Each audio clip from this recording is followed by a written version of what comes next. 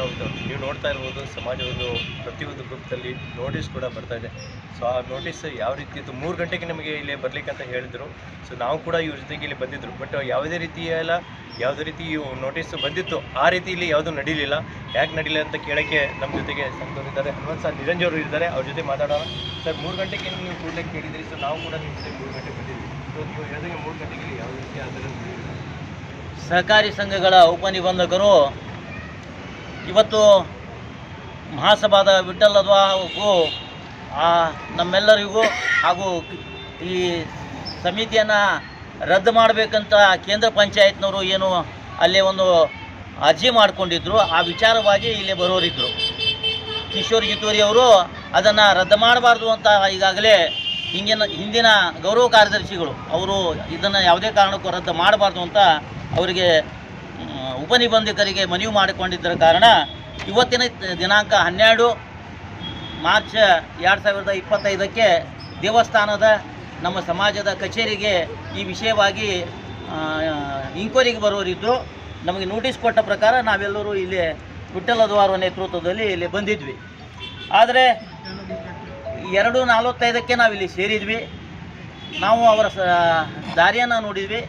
ಅಚಾನಕ್ಕಾಗಿ ಅವರು ನಾಗೇಶ್ ಕಲಬುರ್ಗಿ ಅವರ ನಂಬರಿಗೆ ಫೋನ್ ಮಾಡಿಬಿಟ್ಟು, ಇಲ್ಲ ಮುಂದಿನ ಒಂದು ತಾರೀಕು ಕೊಡ್ತೇನೆ, ನನಗೆ ವಿಧಾನಸೌಧದಿಂದ ಒಂದು ಗೂಗಲ್ ಮೀಟಿಂಗ್ ಇದೆ, ನಾವು ಸರ್ಕಾರಿ ಅಧಿಕಾರಿಗಳಾಗಿರೋದ್ರ ಕಾರಣ ನಾವು ಅದಕ್ಕೆ ಅಟೆಂಡ್ ಮಾಡಬೇಕಾಗ್ಯದ, ಮುಂದಿನ ತಾರೀಕು ಕೊಡ್ತೇನೆ ಅಂತಂದರು.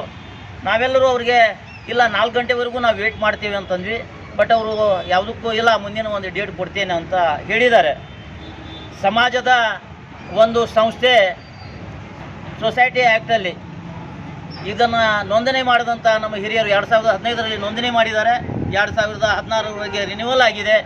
2,42,03,099 ರೂಪಾಯಿ ಖರ್ಚು ವೆಚ್ಚವನ್ನು ತೋರಿಸಿದ್ದಾರೆ. ಅಂಥ ಸಂಸ್ಥೆಯ ರಿನ್ಯೂವಲ್ ಕೂಡ 2016ರಿಂದ ಇಲ್ಲಿವರೆಗೆ ಆಗಿಲ್ಲ. ಹಾಗೂ ಸಮಾಜದಲ್ಲಿ ಯಾವ ರೀತಿ ಭಂಡಾರ ಪೂಜೆಯ ಸಂದರ್ಭದಲ್ಲಿ ಪ್ರಸಾದಕ್ಕೆ ಅವಮಾನ ಮಾಡಿದರೂ ಪೂರ ಕರ್ನಾಟಕ ಹಾಗೂ ಪೂರ ದೇಶದಲ್ಲಿ ನಮ್ಮ ಸಮಾಜ ಇವತ್ತು ನೋಡಿದೆ. ಆ ವಿಷಯವಾಗಿ ನಾವು ಮಹಾಸಭಾದಿಂದ ಸುಮಾರು ಸಭೆಗಳನ್ನು ಮಾಡಿ ಸಾವಿರಾರು ಜನ ಸೇರಿಬಿಟ್ಟು ಇದನ್ನು ಖಂಡಿಸಿದ್ದೀವಿ.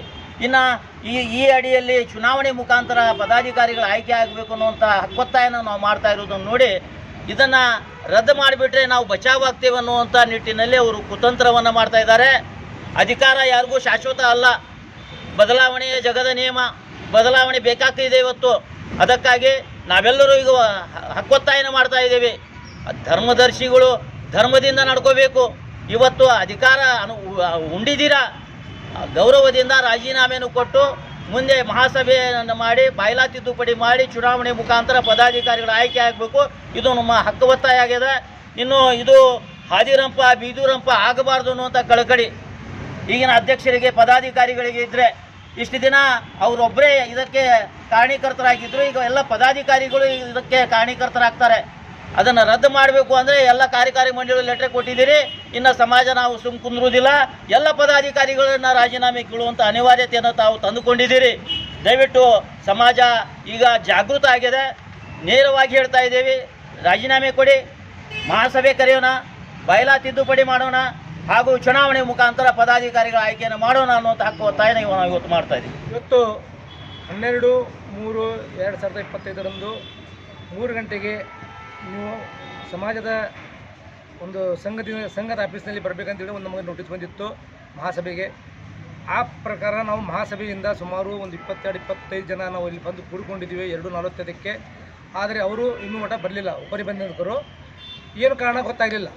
ಆದರೆ ಒಂದು ನಮ್ಮ ನಾಗೇಶ್ ಕಲಬುರ್ಗಿ ಅವರಿಗೆ ಫೋನ್ ಮಾಡಿ, ಇಲ್ಲ ಇವತ್ತು ಆಗೋದಲ್ಲ, ಯಾವುದೋ ಒಂದು ಬೇರೆ ಕೆಲಸ ಇದೆ, ನಾನು ಮುಂದಿನ ಒಂದು ತಾರೀಕು ಕೊಡ್ತೇನೆ ಅಂತೇಳಿ ಹೇಳಿದರಂತೆ. ಯಾಕಂತ ಹೇಳಿದರೆ ಇವತ್ತು ಬರಬೇಕಿತ್ತು, ಟೈಮ್ ಕೊಟ್ಟಿದ್ದಾರೆ. ನನಗಾಗದಿರಲಿ ಕಿಶೋರ್ ಕಿತ್ತೂರಿ ಅವರಲ್ಲಿ ಟೈಮ್ ಕೊಟ್ಟ ಮೇಲೇನು ಅವ್ರು ಯಾಕೆ ಬರಲಿಲ್ಲ ಗೊತ್ತಾಗಲಿಲ್ಲ.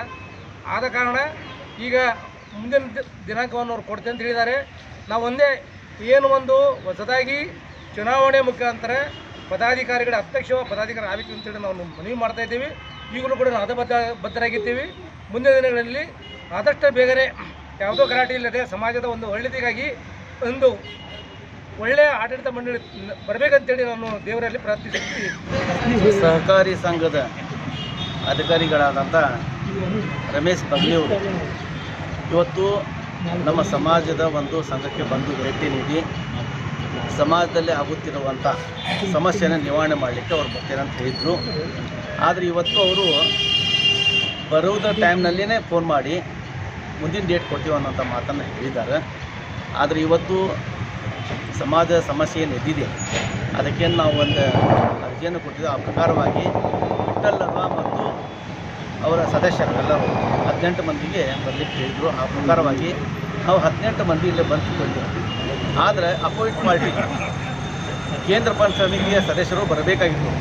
ಅವ್ರು ಯಾರೂ ಬಂದಿಲ್ಲ. ನಾವು ದಾರಿ ನೋಡ್ಕೊತ ಕುಂತಿದ್ವಿ. ಅವ್ರು ಯಾರೂ ಬಂದಿಲ್ಲ, ನಾವೆಲ್ಲರೂ ಬಂದೇವಿ.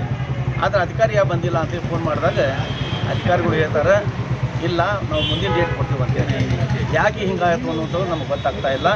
ಸಮಾಜದ ಜನರಿಗೆ ಇವೆಲ್ಲ ಗೊತ್ತಾಗಬೇಕಂತೇಳಿ ನಾವು ಇವತ್ತು ಈ ವಿಡಿಯೋ ಮುಖಾಂತರ ತಿಳಿಸ್ತಾ ಇದ್ದೀವಿ. ಸಮಾಜ ಗಟ್ಟಿಯಾಗಬೇಕು, ಸಮಾಜದಲ್ಲಿ ಒಂದು ಬದಲಾವಣೆ ಬರಬೇಕು, ಸಮಾಜ ಸುಂದರವಾದಂಥ ಒಂದು ಸಮಾಜವನ್ನು ಕಟ್ಟಬೇಕು ಅನ್ನೋ ಆಸೆ ಇಟ್ಕೊಂಡಂಥ ಈ ಒಂದು ಮಹಾಸಭಾ ಸದಸ್ಯರು ಎಲ್ಲರೂ ಶತ ಪ್ರಯತ್ನವನ್ನು ಮಾಡ್ತಿದ್ದಾರೆ. ಹಾಗಾಗಿ ಸಮಾಜ ಜನರಿಗೆ ಹೇಳುವುದಿಷ್ಟೇ, ಇವತ್ತು ಏನು ಅಪರಾಧ ಆಗ್ತಾಯಿದೆ ಕೇಂದ್ರ ಪಂಚಾಯತ್ ರಾಜ್ ಕಮಿಟಿಯಲ್ಲಿ ಅದನ್ನು ಸರಿ ಮಾಡಲಿಕ್ಕೆ ನಾವೆಲ್ಲ ಪ್ರಯತ್ನ ಮಾಡ್ತಾ ಇದ್ದೀವಿ. ಅದು ತಾವೆಲ್ಲರೂ ಸಹಿತ ಬೆಂಬಲ ಕೊಡಬೇಕು ಅನ್ನೋಂಥ ವಿನಂತಿಯನ್ನು ನಾನು ಸಮಾಜಕ್ಕೆ ಬೇಡಿಕೊಳ್ತೇನೆ. ನಾನು ಕಿಶೋರ್ ಜಿತ್ತೂರಿ 2015-16ನೇ ಸಾಲಿನ ಕಾರ್ಯದರ್ಶಿಯಾಗಿ ಸೇವೆ ಮಾಡುತ್ತಾ ಬಂದಿದ್ದೇನೆ. ನನಗೆ ಇವತ್ತಿನ ದಿವಸ 12/3/25ನೇ ದಿವಸ ನನಗೆ ಮೀಟಿಂಗ್ ಇದೆ. ಮಾನ್ಯ ಸರ್ಕಾರ ಸಂಘದ ಅಧ್ಯಕ್ಷರು ನಮಗೆ 3 ಗಂಟೆಗೆ ಇಲ್ಲೇ ಬನ್ನಿ ಅಂತ ತುಳಜಾಬಾನು ದೇವಸ್ಥಾನ ಬಾಗಿ ಆಫೀಸಿನಲ್ಲಿ ಬನ್ನಿ ಅಂತ ನೋಟಿಸ್ ಕೊಟ್ಟಿದ್ದರು. ಆ ಪ್ರಕಾರ ನಾವು 3 ಗಂಟೆಗೆ ಸರಿಯಾಗಿ ಬಂದಿದ್ವಿ. ಆದರೆ ಸಾಹೇಬರು ಬರಲಿಲ್ಲ, ಮತ್ತು ಧರ್ಮದರ್ಶಿಯವರಾಗಲಿ ನಾವು ಯಾರೂ ಬರಲಿಲ್ಲ. ನಮ್ಮಲ್ಲಿ ಮಹಾಸಭಾದ ಅಧ್ಯಕ್ಷರು ಪದಾಧಿಕಾರಿಗಳು ಎಲ್ಲ ಬಂದು ಕೂತು ಈಗ ಈ ವಿಷಯವನ್ನು ಹೇಳಲಿಕ್ಕೆ ಇಚ್ಛಪಡ್ತೀನಿ ಅಷ್ಟೇ. ಇವತ್ತು 3 ಗಂಟೆಗೆ ಸಹಕಾರಿ ಉಪನಿಬಂಧಕರು ಸಮಾಜಕ್ಕೆ ಭೇಟಿ ಕೊಡ್ತೀವಿ ಅಂತ ಮಹಾಸಭಾ ಅಧ್ಯಕ್ಷರು ವಿಠ್ಠಲವ ಹಾಗೂ ಕಿಶೋರ್ ಜಿತ್ತೂರಿ ಅವರಿಗೆ ಲೆಟರ್ ನೋಟಿಸ್ ಕೊಟ್ಟಿದ್ದರು. ಅದೇ ರೀತಿ 3 ಗಂಟೆಗೆ ನಾವೆಲ್ಲ ಬಂದಿದ್ವಿ. ಆದರೆ ಇಲ್ಲಿ ಸಹಕಾರಿ ನಿಬಂಧಕರು ಬಂದಿದ್ದಿಲ್ಲ. ಕಾರಣ ನನಗೆ ಗೂಗಲ್ ಮೀಟಿಂಗ್ ಇರೋದ್ರಿಂದ ಮುಂದಿನ ಒಂದು ಡೇಟ್ ಕೊಡ್ತೀವಿ ಅಂತ ಹೇಳಿದ್ದಾರೆ.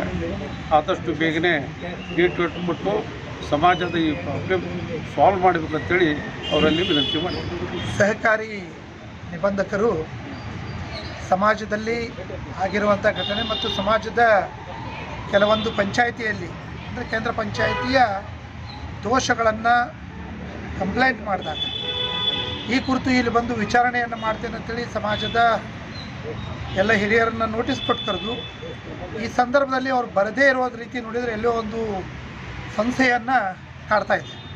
ಯಾಕಂದರೆ ಸಮಾಜಕ್ಕೆ ಕಿವಿ ಆಗಬೇಕಾಗಿರುವಂಥ ಅಧಿಕಾರಿ ಇವತ್ತವರು ಅನುಪಸ್ಥಿತಿ, ಯಾಕಂದರೆ ಅವರನ್ನು ನೋಟಿಸ್ ಕೊಟ್ಟಿದ್ದಾರೆ. ನೋಟಿಸ್ ಕೊಟ್ಟಿದ್ದ ಕಾರಣಕ್ಕಾದರೂ ಅವರು ಇಲ್ಲಿ ಬಂದು ಸ್ಥಳೀಯವಾಗಿ ಮುಂದೆ ಹಾಕ್ತಿದ್ರು ಹಿಂದೆ ಹಾಕ್ತಿದ್ರು, ಅದು ಮಾತು ಬೇರೆ. ಅಲ್ಗಡೆನೇ ಕೂತು ನೋಟಿಸ್ ಕೊಟ್ಟಂಥ ಏನು ಮನವಿಯನ್ನು ಮಾಡಿಕೊಂಡಂಥ ಒಬ್ಬ ಸದಸ್ಯರನ್ನು ಫೋನ್ ಮಾಡಿ ಇಲ್ಲ ನಾನು ಮುಂದೆ ಮಾಡ್ತೇನೆ ಅನ್ನುವಂಥ ಏನೋ ಹೇಳಿದಾರಂತ. ಆದರೆ ಅಧಿಕೃತವಾಗಿ ಅವರೇ ಹೇಳಿಕೆ ಕೊಡಬೇಕದು. ಯಾರು ಏನು ಅಧಿಕಾರಿಗಳಿದ್ದಾರೆ ಇವತ್ತು ಬಂದೇನು ಇನ್ಕ್ವೈರಿ ಮಾಡಬೇಕಾಗಿತ್ತು, ಅಧಿಕಾರಿಗಳು ಬಂದು ಅವರೇ ಸ್ವಂತ ಇದನ್ನು ಹೇಳಿಕೆ ಕೊಡೋ ಮೂಲಕ ಅಧಿಕೃತ ಒಂದು ಒತ್ತನ್ನು ಕೂಡ ಕೊಡಬೇಕಾಗತ್ತೆ ಇವತ್ತು. ಯಾಕಂದರೆ ಕೇವಲ ಮೌಖಿಕವಾಗಿ ನಾನು ಮುಂದೆ ಹಾಕಿದ್ದೇನೆಂದ್ರೆ ನಾಳೆ ಇಲ್ಲೇ ನಾನು ಸಭೆ ಮಾಡಿದೆ ಅಲ್ಲಿ ಯಾರೂ ಇರಲಿಲ್ಲ ಅನ್ನುವಂಥ ಸಂದೇಶ ಸಾರುವಂಥ ಕೆಲಸ ಆಗಬಾರ್ದು ಅನ್ನುವಂಥ ತಮ್ಮ ಒಂದು ಮಾಧ್ಯಮದ ಮೂಲಕ ಅಧಿಕಾರಿಗಳಿಗೆ ನಾವು ವಿನಂತಿ ಮಾಡ್ಕೋತೀನಿ. ಯಾಕಂದರೆ ಯಾಕೆ ಮುಂದೆ ಹಾಕಿದಾರೋ ಅವ್ರು ಸ್ಪಷ್ಟೀಕರಣವನ್ನು ಕೊಡಬೇಕನ್ನುವಂಥ ವಿನಂತಿಯನ್ನು ಕೂಡ ಈ ಮೂಲಕ ನಾನು ಮಾಡ್ತಾ ಇದ್ದೀನಿ. ಸೊ ನೋಡಿದ್ರಲ್ಲ, ಈಗ ಮಹಾಸಭಾ ವತಿಯಿಂದ ಸಮಯ ಕೊಟ್ಟಿದ್ರು, ಅದು ಕೂಡ ಅವ್ರು ಬಂದಿಲ್ಲ. ಮುಂದಿನ ನಡೆಯನ್ನು ಅವ್ರು ಏನಂತ ಅವ್ರು ಹೇಳಿದ್ದಾರೆ. ನೋಡಿದ್ರೆ ಪಬ್ಲಿಕ್ ಡಿಮಾಂಡ್ ರೋಹಿತ್ ಜಗದಂಬಾ ಮಾತಾ ಕೀ